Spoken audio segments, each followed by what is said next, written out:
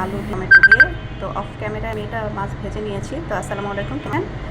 আশা করি সবাই ভালো আছেন। এক একজন এক এক স্টাইলে রান্না করে। এদিকে আমি আমার কড়াই গরম হয়ে গেছে। আমি এখন এর মধ্যে তেল দিয়ে, যে যার মতো করে পছন্দ অনুযায়ী তেল দিয়ে দিবেন।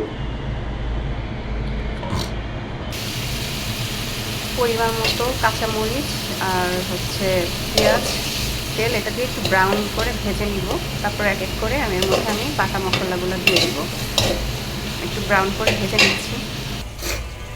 এখন দিয়ে দিব একটু রসুন বাটা আর পেঁয়াজ বাটা পরিমাণ মতো, যে যেরকম পছন্দ করেন সে সেরকম দিতে পারেন। আমি সুন্দর করে এটাকে কষাবো।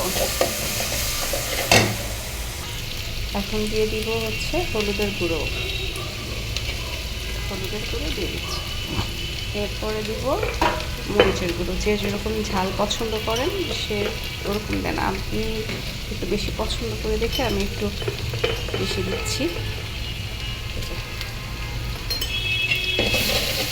এর মধ্যে পরিমাণ মতো একটু জিরার গুঁড়া দিয়ে দিব আর একটু পানি দিয়ে দিব। পুড়ে যাচ্ছে, পানি দিয়ে দিচ্ছি।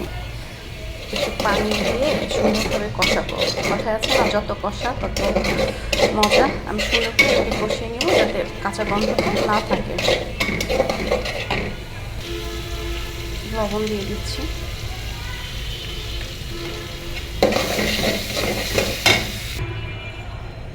পানি ফুটে উঠেছে, এখন আমি সবগুলো এর মধ্যে দিয়ে দিব।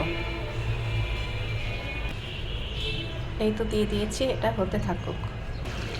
তরকারিটা হয়ে আসছে। আমি একটু ধনেপাতা দিব উপর থেকে, প্রয়োজন করা ছিল, আমি দিয়ে দিচ্ছি।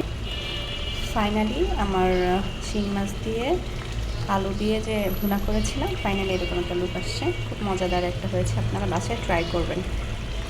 আসসালামু আলাইকুম, আল্লাহ হাফেজ।